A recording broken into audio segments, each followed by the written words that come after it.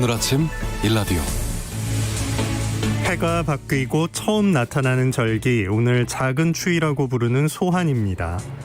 작은 고추가 맵다고 하더니 올해 유난히 작은 추위가 매섭네요. 원래 이맘때가 1년 중에 가장 춥기는 했지만 북극발 한파의 영향으로 오늘 아침 상당히 낮은 기온으로 시작했습니다. 수도권 강원 영서 북부, 충청 전북 내륙에 새벽에 눈이 내렸고 중부지방과 전북 지역엔 밤사이 비가 내린 곳도 있습니다. 새벽 기온이 차서 길이 얼어붙은 곳이 많으니까요. 운전하는 분들은 안전하게 이동하셔야겠고 이른 시간 일터로 향하시는 분들도 걷다가 미끄러지는 일 없게 모두 조심하시기 바랍니다. 농촌에선 이맘때부터 날이 풀리는 입춘까지 강추위에 대비해서 꼼꼼한 준비가 필요한 시기죠. 주말에 가까워질수록 지금보다 더 강한 추위가 예보돼 있습니다. 다가올 봄까지 세심하게 살피고 꼼꼼하게 대비하셔야겠습니다. 1월 5일 화요일 오늘 아침 일라디오 출발합니다. 저는 아나운서 김재웅입니다.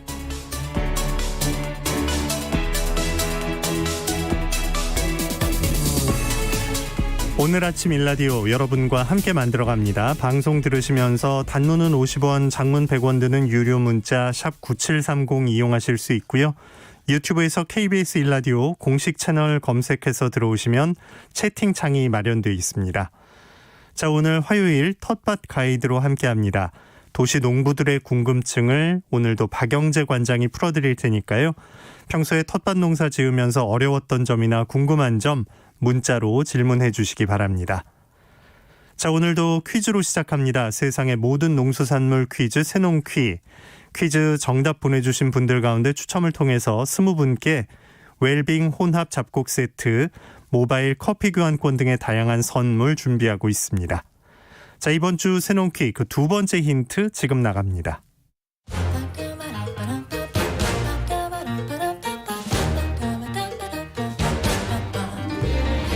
오늘 아침 일라디오가 선정한 우리 농수산물을 맞히는 세상의 모든 농수산물 퀴즈 새농퀴. 안녕하세요. 퀴즈 내는 성우 김성입니다. 올해는 신축년이라고 해서 하얀 이것의 해인데요. 이것의 고기는 영양가 높은 식재료로 평가받죠. 이것의 고기는 질 좋은 동물성 단백질과 비타민 A와 B가 풍부한데요. 이것의 나이나 성별, 부위에 따라 고기의 유연성이나 빛깔과 풍미가 달라집니다. 이것의 고기는 붉은 살 속에 지방이 곱게 분산된 것일수록 가열해서 조리했을 때 훨씬 식감이 부드럽습니다. 그래서 이것 고기를 고를 때 마블링이라고 해서 지방이 촘촘하게 끼어 있는 것을 선호하기도 하는데요. 그 이유는 고기의 단백 섬유는 급속히 가열될 때 수축되면서 단단해지지만 지방은 열의 전달이 느려서 붉은 살 부분의 급속한 온도 상승을 막아주기 때문입니다. 그런데 마블링이 과도한 지방 섭취를 부추기거나 마블링을 만들기 위해 농가의 부담을 부추기는 점이 지적돼서 지난해부터는 마블링 위주였던 이것 고기의 등급 판정에 변화가 생기기도 했습니다. 몸에 좋고 맛도 좋은 이것 고기, 건강하게 즐기시면 더 좋겠죠? 맛 좋은 고기를 선물해주는 이것은 무엇일까요? 단문 50원, 장문 100원이 드는 유료 문자 샵 9730으로 보내주세요. 20분께 행운의 선물을 드리겠습니다.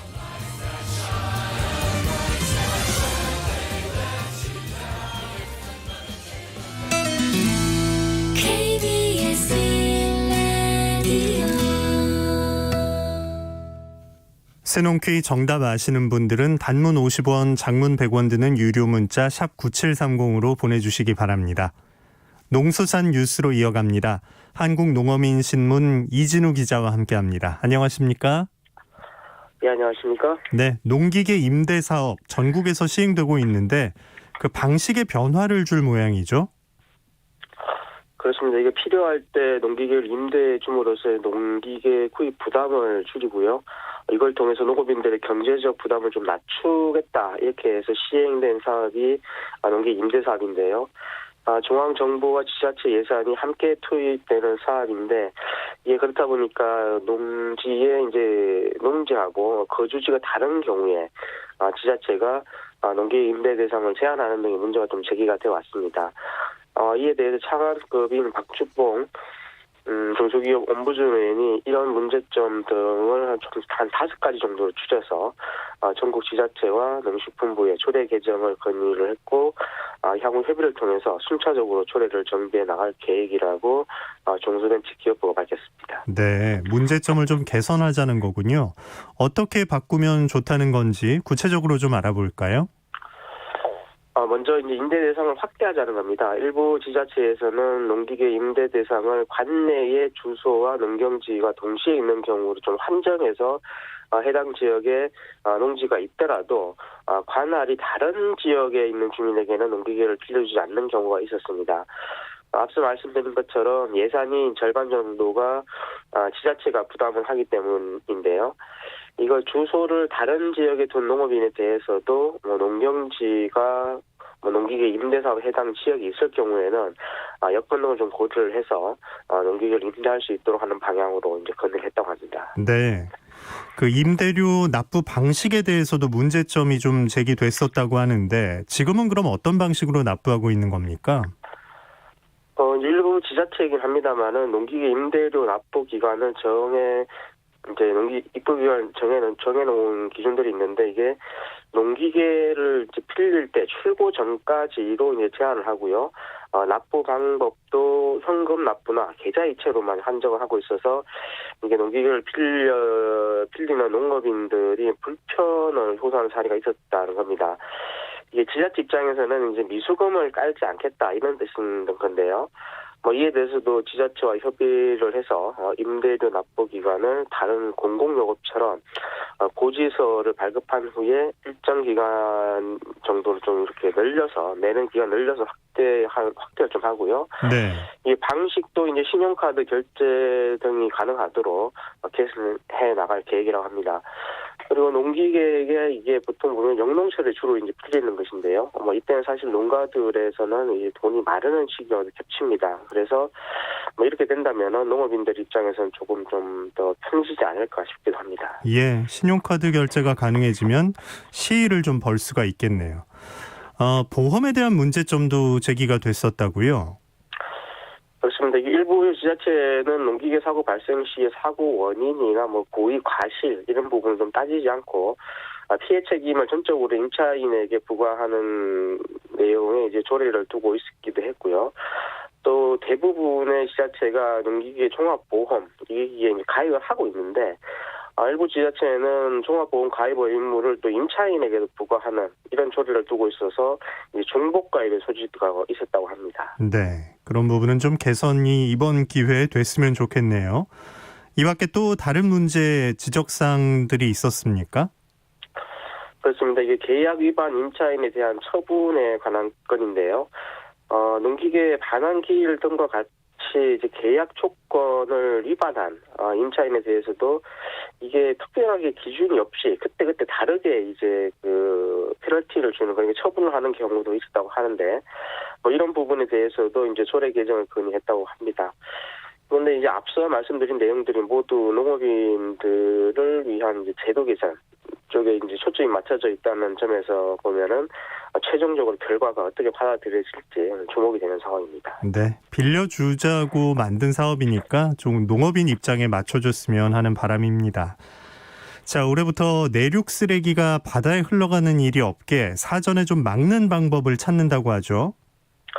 그렇습니다. 이게 개정된 물환경보존법이 올해부터 시행이 되면서 댐 상류에서부터 쓰레기 차단막을 설치하도록 하고요.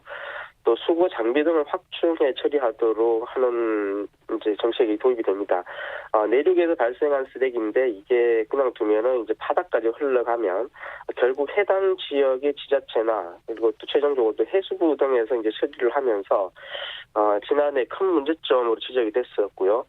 또 이게 처리 예산과 장비 확보도 문제가 제기가 됐던 건데요. 국비 지원 대상을 기존 지자체에서 민간 수면 관리자를 추가로 지원하도록 하면서 다소나마 좀 더 방제가 더 되지 않을까 싶은 상황입니다. 네. 국립종자원에서는 봄에 파종할 보리와 호밀, 정부 보급종 신청을 받고 있다고요? 네, 그렇습니다. 이번에 신청받는 보리 보급종 종자는 흰 찰쌀보리 60톤하고 누리찰쌀보리 20톤, 그리고 새쌀보리 20톤 등 총 3품종에 총 100톤이고요. 호밀 보급종 같은 경우는 고구 호밀 1품종에 109톤이라고 합니다. 공급하는 종자는 전량 소득이 되지 않은 미소득 종자이고요. 종자 가격은 20kg 포대 한 포대로 이제 쌀보리 같은 경우는 22,640원, 그리고 호밀은 41,730원입니다. 네. 신청하려고 하는 농가는 이달 29일까지 시군 농업기술센터, 농업인 상담소나 아니면 엄면동의 주문센터로 이제 신청하시면 되고요. 공급은 이달 25일부터 내달 9일까지 지역 농협을 통해서 이루어지게 됩니다. 네. 농수산 뉴스 한국농어민신문 이진우 기자와 함께했습니다. 고맙습니다. 감사합니다.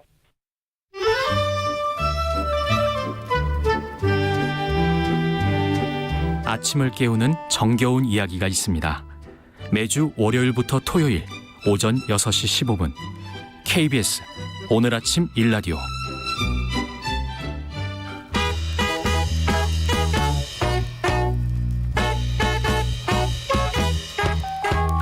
안녕하세요.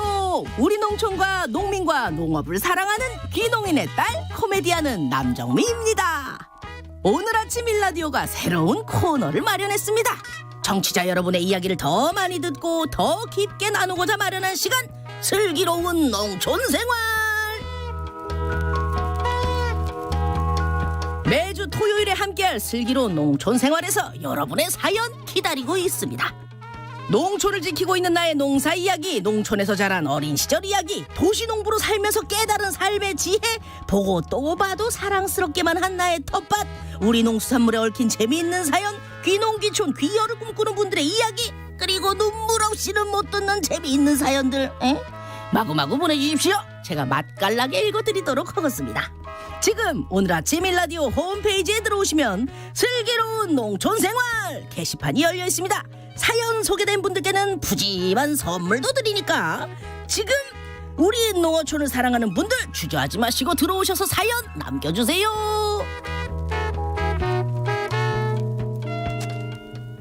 슬기로운 농촌생활 여러분의 사연 기다리고 있습니다. 포털 사이트에서 오늘 아침 일라디오 검색하시면 오늘 아침 일라디오 홈페이지에 들어오실 수 있는데요. 청취자 게시판에서 슬기로운 농촌생활 게시판 찾아서 들어오시면 됩니다.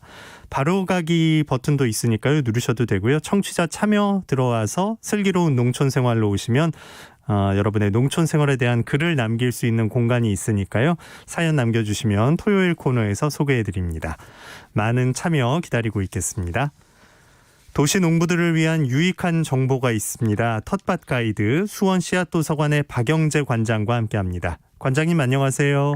네, 안녕하세요. 네, 새해에도 정말 유용한 정보 저희가 진짜 귀를 쫑긋 세우고 메모를 하면서 공부해야 할 정보들 많이 기다리고 있겠습니다.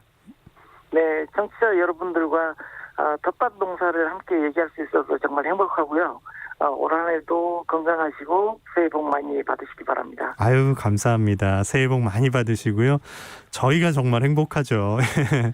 자, 이번 겨울이 상당히 좀 춥다는 얘기가 들려오고 이번 주 강추위가 예보돼 있는데 이렇게 추우면 이제 내년 농사에 어떤 영향이 있을까 이런 것도 좀 예측해 볼 수 있나요? 네, 이렇게 겨울에 추운 해는 이듬해 농사철에 병해충이 별로 없다는 말이 있습니다. 대체로 이런 말이 맞고요. 그러니까 이 추위를 즐겁게 이렇게 받아주시면 좋을 것 같습니다. 네. 비록 추워도 내년에 병해충은 좀 덜하겠구나 이런 생각을 가지고 좀 긍정적으로 이겨내야겠습니다.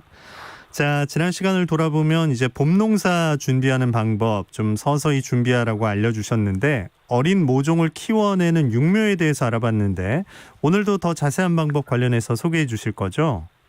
네, 옛날 속담에 썰매는 여름에 장만하고 달구지는 겨울에 장만한다는 말이 있듯이 겨울이라도 농사를 위해 뭔가 꾸준히 준비해야 할 때입니다. 육묘를 하기 위해서는 각 작물별로 특징을 알아야 하는데요. 오늘은 그것에 대해서 자세히 알려드리도록 하겠습니다. 네. 먼저 작물에 육묘에 소요되는 각 과정들을 먼저 말씀드리겠습니다. 가장 먼저 채화라는 과정이 필요합니다. 네. 육묘의 시작은 이제 최화라는 과정이 되겠는데 좀 낯선 단어네요. 어떤 뜻입니까? 네, 처음 들어보시는 분들도 많으실 건데요. 최면의 최자가 아니라 한자로 잠깰 최자를 씁니다. 정자가 휴면 상태에 있으니 잠을 깨우는 절차를 실행합니다. 이제 아는 씨앗이니까 잠을 깨운다. 잠 깨울 최자를 써서 종자를 깨워낸다. 씨앗의 잠을 깨운다. 이런 뜻이군요. 네, 맞습니다. 보통은 다음 절차인 물에 종자를 담그는 침종이라는 절차에서 이루어지지만 가을에 파종해야 하는 곰치나 보리밀과 같은 산나물과 공유는 봄에 파종할 경우에는 종자를 물에 담궈 얼려두었다가 파종해야 잠을 깨우게 됩니다. 그리고 목화처럼 이렇게 기름이 둘러싸고 있는 종자는 침종을 해도 물을 튀겨내기 때문에 껍질을 사포와 같은 거친 것으로 껍질을 살짝 벗겨줘야 합니다. 침종 전 과정이 최악한 건 맞는데 씨앗 특성에 따라서 또 그 방법이 달라지는 거군요. 네, 맞습니다. 그래서 특성을 잘 알아둬야 하는 건데요. 호박이나 여주, 연씨와 같이 딱딱한 껍질을 싸고 있는 씨앗은 껍질을 꿰줘서 발화가 일정하게 이루어지게 이렇게 해야 합니다. 이런 포괄적인 과정을 씨앗 잠 깨우기 최화라고 합니다. 야, 얼렸다 녹여주는 과정이 필요하기도 하고 사포로 건드려줘야 하는 것도 있고 껍질을 깨줘야 하는 것도 있고, 야, 내가 심으려는 씨앗의 특징을 정확히 알아야 그 최화라는 과정을 통해서 잠을 깨워낼 수가 있겠네요. 그러면 이 이후 과정이 이제 아까 말씀하신 물에 담그는 과정으로 가는 건가요? 네, 침종이라고도 하는데요. 그게 바로 물에 담근다는 뜻입니다. 배추나 무와 같은 십자화과 작물은 발화가 금방 이루어지거든요.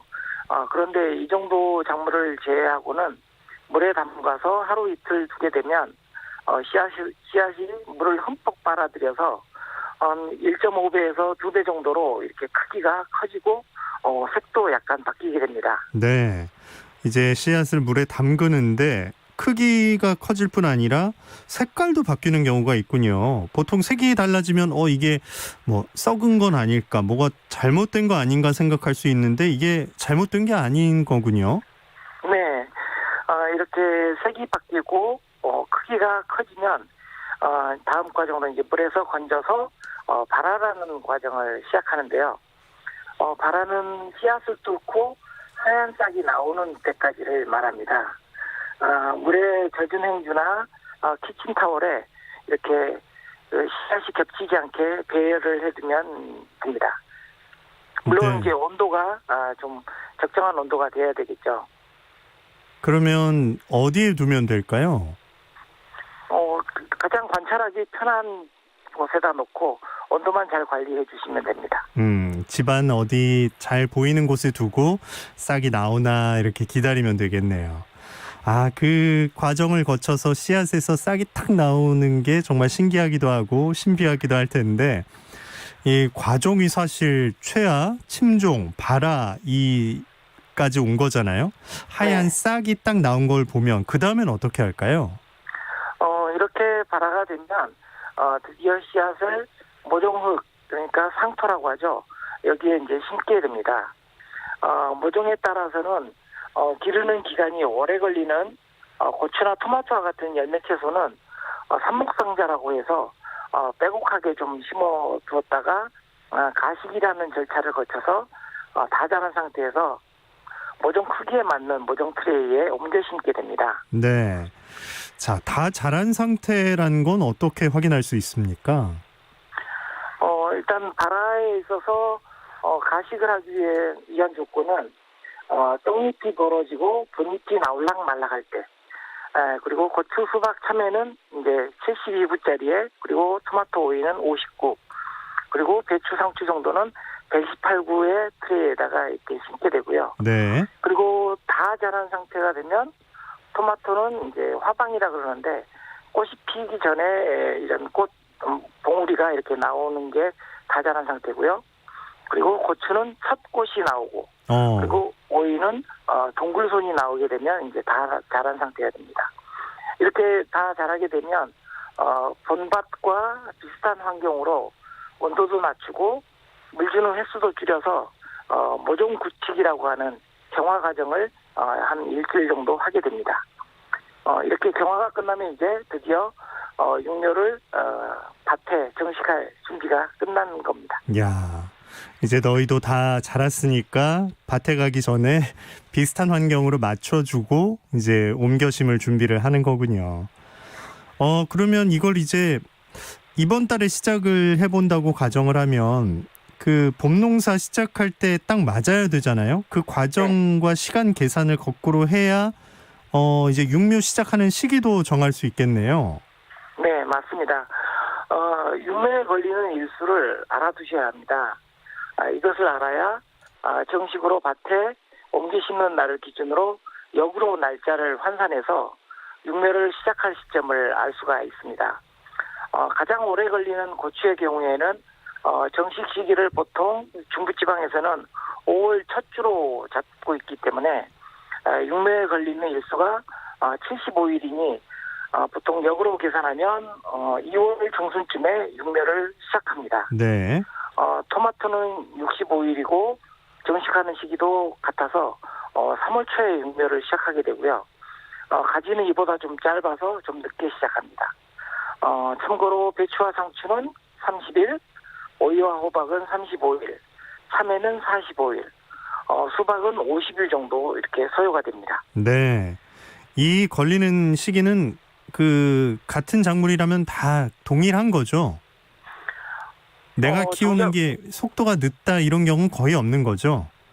네, 온도에 따라서 약간은 좀 차이가 있을 수 있는데요. 종자별로 발화에 소요되는 일수를 소개시켜드리면, 네네. 네, 별도로 침종이 필요 없다고 했던 배추와 무, 양배추, 브로콜리와 같은 십자화과 작물의 씨앗은 섭씨 7도에서 30도 정도 조건에서 3일에서 한 10일 정도 이렇게 소요됩니다. 온도가 높으면 3일 정도로 이렇게 빨리 발화가 되고 온도가 낮아도 적어도 10일 안에는 발화를 한다는 말입니다. 3일 정도의 발화가 이루어지면 진짜 빠른 편이네요. 다른 작물들 시간은 어떻습니까? 가지와 고추, 토마토와 같은 가지과 열매 작물은 침종을 한 다음에 젖은 행주나 키친타올에 올려놓고 마르지 않도록 이렇게 잘 관리하면 섭씨 20도 이상의 조건에서 일주일에서 2주 정도의 발화가 이루어집니다. 그리고 상추나 쑥갓과 같은 국화과 작물과 그다음에 샐러리와 같은 미나리과에 속하는 작물들은 젖은 타올 위에 올려놓고 밝은 곳에 두면 섭씨 20도 정도의 조건에서 10일 정도 되면 발화를 하게 됩니다. 실내 기온을 20도 수준에는 맞춰놔야 계산하기가 좀 편하겠네요. 자, 관장님 지금 말씀해주신 그 발화에 걸리는 그 시간도 앞에 말씀해주신 육묘 그 시간에 포함이 돼 있는 건가요? 네, 맞습니다. 발화와 그다음에 이제 모종 굳히기 마지막에 이루어지는 다 자란 상태까지. 예. 네, 전체적으로 포함한 일수를 말씀드린 겁니다. 이거를 또 좀 기록을 해놔야겠어요. 네, 그래서 별도로 청취자 게시판에다가 제가 이제 표를 한번 볼 수 있도록 이렇게 올려드리도록 하겠습니다. 아유, 감사합니다. 네, 오늘 아침 일라디오 홈페이지에 또 관장님께서 기존에 올려주신 내용들도 있으니까 한 번쯤 가서 공부하시는 기회로 삼으시면 좋겠습니다. 자, 육묘에 도전해 볼 생각이 계속 이렇게 올라오고 있는데 여기다가 이제 씨앗 선물까지 주시는 거죠? 네, 새 선물로 씨앗을 준비했습니다. 토종 씨앗인데요. 먼저 강원도 정선 횡성 지역에서 수집된 외묵구를 먼저 소개시켜드리겠습니다. 외묵구 씨앗이요? 예. 네, 강원도 사투리로 묵구는 무를 말합니다. 하지만 외묵구는 무가 아니라 품종으로 분류하자면 스웨덴 순무 속하는 그 루타바가에 가깝습니다. 네. 배추, 무, 케일 종류와 같은 십자각과 작물이고요. 강원도 추운 산골짜기에서 수집했는데 그 날씨에 적응해서 그런지 겨울에도 얼어 죽지 않아서 지금 제 밭에도 아직 살아 있습니다. 네. 옛날에 겨울에 먹을 것이 없을 때 옥수수와 함께 그 뿌리를 삶아 먹기도 했던 작물이고요. 저도 지난해 가을에 같이 농사 짓는 청년들과 그 잎을 따서 쌈을 싸서 먹어본 적이 있는데 모두들 맛있다고 박수를 쳤습니다. 뿌리는 뿌리대로 그리고 잎은 잎대로 아주 쓸모가 많은 채소입니다. 잎도 잎을 쌈으로 싸 먹어도 진짜 맛있군요. 외묵구 이름도 재밌는데 이걸 그러면 이제 봄농사 지을 때 심을 수 있는 건가요? 네, 봄 재배와 가을 재배가 모두 가능한데요. 대신 뿌리가 온전한 모양이 되게 하려면 육면을 하지 마시고요. 직접 3월 중순경에 씨앗으로 직파를 하시기 바랍니다. 6월경에 은은한 노란색에 아주 예쁜 꽃이 피고 또 익으면 씨앗을 받을 수도 있습니다. 꽃 보는 재미도 있겠어요. 이건 이제 뿌리를 온전하게 키워내야 하기 때문에 육묘 과정은 이제 조금 생략을 하고 3월 중순에 씨앗을 직접 뿌려서 키우시는 외묵구 씨앗을 기다리고 있겠습니다. 자, 이게 지금 이제 박 관장님 씨앗 꾸러미 속에 들어있는 거고 다음은 어떤 건가요? 네, 다음으로 소개해드릴 씨앗은 가지입니다. 수원가지라고 하는데요. 제가 사는 지역이 수원인지라 애착이 가는 씨앗입니다. 네. 농민청 유전자원센터를 초대 센터장을 하신 안한식 박사님이신데요. 제 스승님이시기도 하고요. 이분이 수집을 하신 씨앗인데요. 지금은 아파트로 바뀌어서 사라진 대유평, 그러니까 지금의 천천동에서 수집한 씨앗입니다.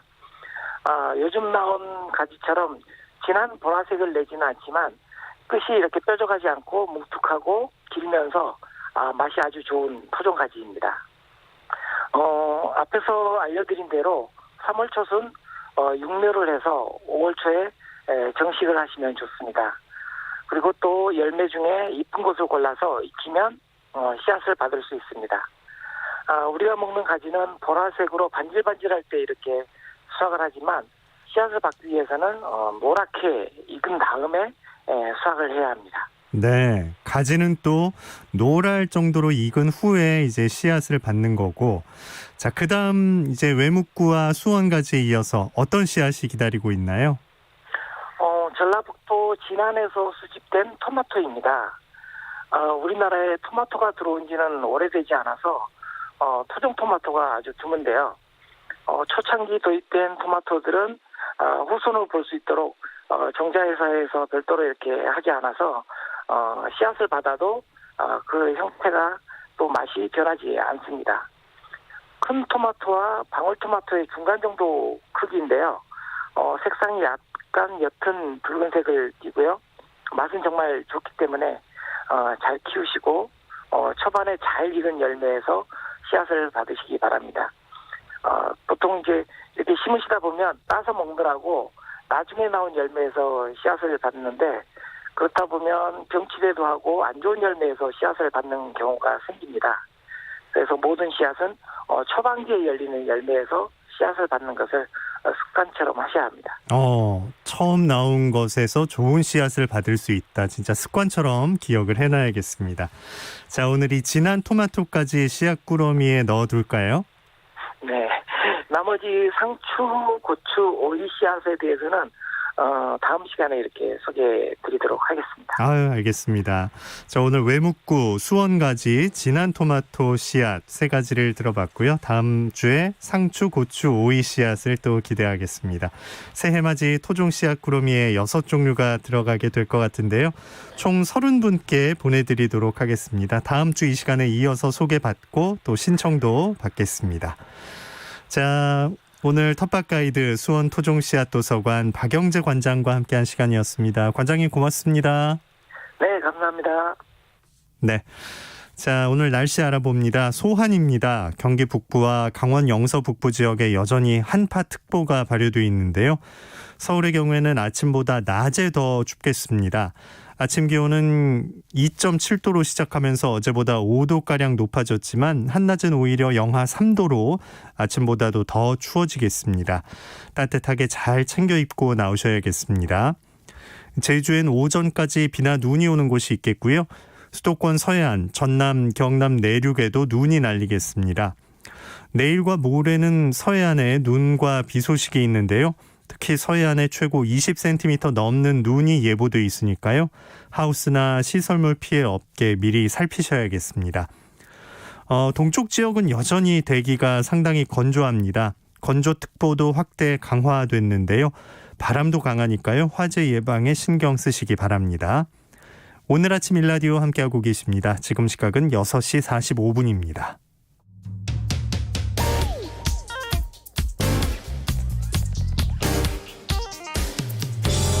오늘 아침 뉴스 브리핑. 팩트체크 미디어 뉴스톱의 김준일 기자와 함께합니다. 안녕하십니까? 예, 안녕하세요. 네, 이런 일이 있나 싶은데 한국 유조선이 이란 혁명수비대에 납포가 됐대요. 지금 우리 부대가 그쪽으로 가고 있나요? 예, 현지 언론 보도에 따르면은 이란 파르스 통신이 보도를 했는데요. 혁명수비대가 걸프 해역에서 한국 국기가 달린 한국 국적 유조선을 납포해 항구로 이동시켰다. 납포 이유는 기름 오염과 환경 위협이라고 보도를 했습니다. 납포된 선박은 부산에 있는 해운회사 DM 쉬핑 소속의 한국 케미오인데요. 에탄올 7,200톤을 싣고 사우디아라비아에서 아랍에미리트로 향하던 도중이었습니다. 네. 선박에는 한국인 선원 5명을 포함해 인도네시아, 베트남, 미얀마 국적 선원 등 20명이 타고 있습니다. 정부는 우리 선박이 이란 당국에 억류된 사실을 확인했다면서 청해부대를 호르무즈 해협에 급파했습니다. 이와 관련해서 로이터 통신은 한국은행에 동결된 이란 자금 문제로 이란과 한국 사이에 긴장이 있는 상태에서 이란이 한국 국적 선박을 납포했다고 전했고요.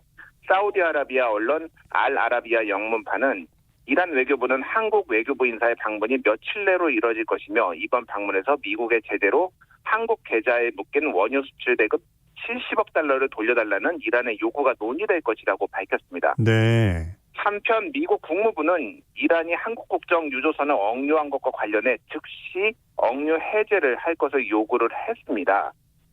납포 전날인 3일은 이란의 드론 공습으로 사망한 이란 군부 실세 가셈 솔레이마니의 사망 1주기였는데요. 이와 관련해서 이번 납포가 한국과 미국을 동시에 겨냥한 정치적 행동이 아니냐 이런 분석이 힘을 얻고 있습니다. 예. 자, 우리 정부가 아스트라제네카 코로나19 백신 허가 심사에 착수하죠? 예. 식품의약품안전처는 어제 아스트라제네카의 품목 허가 신청이 접수되어 심사에 착수한다고 밝혔는데요. 정부는 허가 심사 기간을 기존 180일에서 40일로 단축한 바 있습니다. 이미 식약처는 비임상 자료에 대해서는 자료 보완 요청을 했고 품질 자료에 대해서는 사전 검토를 진행 중입니다. 식약처는 외부 전문가의 심사를 통해 안전성과 효과성을 철저히 검증한다는 계획입니다. 아스트라제네카 백신은 현재 영국, 브라질, 미국 등 10여 개국에서 3상 임상 시험을 진행 중에 있고 만 18세 이상 건강한 사람을 대상으로 임상을 수행했고 영국, 브라질의 경우에는 65세 이상도 포함이 되어 있습니다. 한편 정은경 질병관리청 중앙방역대책본부 본부장은 어제 브리핑을 통해서 2월 말부터 고위험 의료기관 종사자와 요양병원, 요양시설 등 집단시설에 계시는 거주 어르신들부터 접종을 시작할 예정이라고 밝혔습니다. 네. 한편 어제 0시 기준 코로나19 신규 확진자는 1,020명으로 전날 657명에 비해 크게 증가한 상태입니다. 네. 자, 문재인 대통령이 입양 과정 전후 관리 감독 강화를 지시했는데 이유가 있죠? 예. 최근에 언론 보도로 많이 알려졌죠. 정인양 학대 사망 사건인데요. 이와 관련해 문재인 대통령은 매우 안타깝고 있을 수 없는 일이 일어났다. 입양 아동을 사후에 관리하는데 만전을 기해달라고 지시했다고 어제 청와대가 밝혔습니다. 강민석 청와대 대변인은 피해 아동을 신속하게 부모로부터 분리하는 즉각 분리 제도가 3월부터 시행되면 보다 강력한 대응을 할 수 있을 것이라고 전했습니다. 정세균 국무총리도 어제 MBC 100분 토론에 출연해 경찰의 수사나 조치도 매우 중요하지만 아동을 학대한 사람들에게 제대로 법을 주기에 양형 기준이 미흡하다면서 양형위원회에 아동 학대 양형 기준 상향을 요청하겠다고 밝혔습니다. 정인양은 지난해 10월 상습 폭행 학대로 사망했으며 입양 후 3차례 아동학대 신고가 있었지만 그때마다 경찰은 학대 증거를 찾지 못했다며 부모에게 돌려보냈습니다. 네.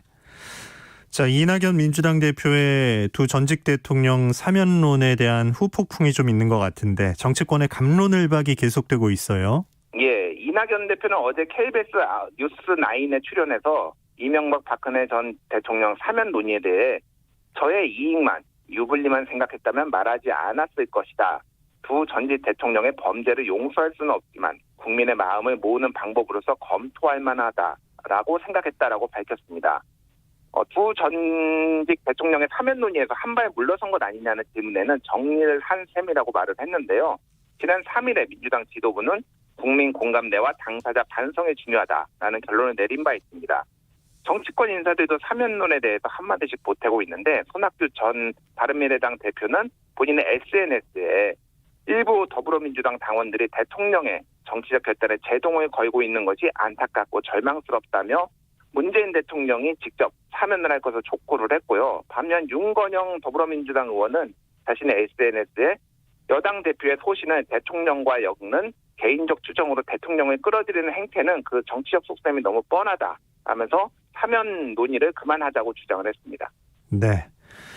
자, 중대재해기업처벌법 처리를 놓고 또 진통이 있습니다. 중소기업 쪽에서는 결사 반대를 외치고 정의당에선 당대표가 단식에 돌입했어요. 예. 중소기업 중앙회 등 5개 중소기업 단체는 어제 오후 김태년 더불어민주당 원내대표 그리고 주호영 국민의힘 원내대표를 만나서 중대재해기업 처벌법 제정을 둘러싼 중소기업계 우려를 전달을 했는데요.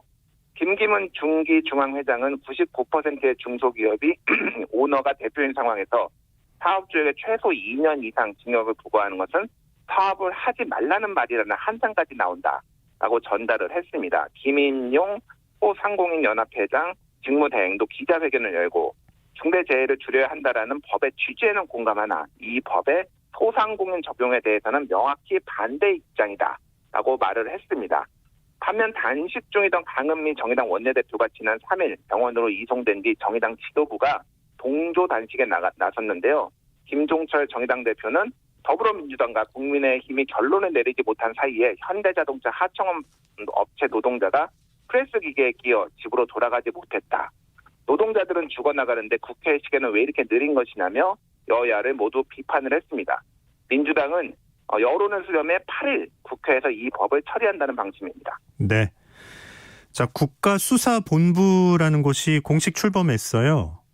예. 경찰청은 어제 서울 서대문구 미근동 청사 북관에서 국가수사본부 국수본 현판을 제막했는데요. 국수본은 주요 1차 수사권 행사 기구로 경찰 단계 수사를 총괄 지휘하는 역할을 합니다. 네. 국수본은 검경 수사권 조정과 경찰청법 개정에 따라 경찰 사무를 국가, 자치, 수사로 분리하는 개편과 관련해 수사 담당 기구로 제한된 바 있습니다. 현재 국수본은 수장이 공석인 상태로 법정 직무대리 체제를 운영 중이고요. 국수본부장은 공모를 통한 선임 절차를 진행하고 있으며 2월쯤에 윤곽에 나올 것으로 보입니다. 네. 한편 이날 국수본 외에 국가경찰위원회와 시도경찰청 등 개편 체계 활동도 본격화됐는데요. 경찰위원회도 현판식을 열고 회의를 예정을 했고 지방경찰청의 경우에는 시도청 명칭 변경과 함께 자치경찰 구성 관련 작업에 착수를 했습니다. 그래서 앞으로 서울지방경찰청은 서울경찰청으로 불리게 됩니다. 그렇군요. 자, 코스피가 3,000을 눈앞에 두고 있어요. 연일 최고치를 경신 중이네요. 예. 어제 2,944.45에 마감을 했는데 전날 전장보다 70.98포인트 오른 겁니다. 그래서 6거래 연속 사상 최고치를 갈아치우고 있는데요. 어제 상승은 개인이 주도했는데 개인이 1조 311억 원을 순매수를 했습니다. 그래서 오늘 3,000선을 돌파할 수 있을 것인지 지금 관심이 모아지고 있는데 오늘 못하더라도 3,000선 돌파는 시간 문제라는 것이 전문가들의 관측입니다. 네, 뉴스브리핑 뉴스톱 김준일 기자 고맙습니다. 예, 감사합니다. 자, 6471님 물 한 모금 마시고 출근하는 길인데 새농퀴 들으니 갑자기 배가 고파지네요 하셨습니다. 자, 3878님, 집 근처에 선별진료소가 있습니다. 매일 춥고 바람도 부는데 하루 종일 작은 난로에 의지해서 일하시는 분들 보니까 마음이 짠해서 커피 10잔을 사들고 갔더니 너무 좋아하시더라고요 하셨네요. 자식처럼 어린 분도 있어서 안쓰러웠습니다 하셨는데요. 아유, 이 마음이 너무나 감사합니다. 이 힘든 시기 빨리 지나갔으면 좋겠다고 3878님 문자 보내주셨습니다. 자, 날이 아직은 어둡습니다. 해가 뜨려면 좀 더 기다려야 하는데요. 밤사이에 내린 비나 눈이 얼어붙은 곳 있으니까 안전하게 이동하시기 바랍니다. 특히 서해안 지역 폭설에 대비해서 시설물 피해 없게 미리 좀 점검하는 하루 되셔야겠습니다. 오늘 아침 일라디오 아나운서 김재웅이었습니다. 저는 내일 아침 이 시간에 다시 오겠습니다. 고맙습니다.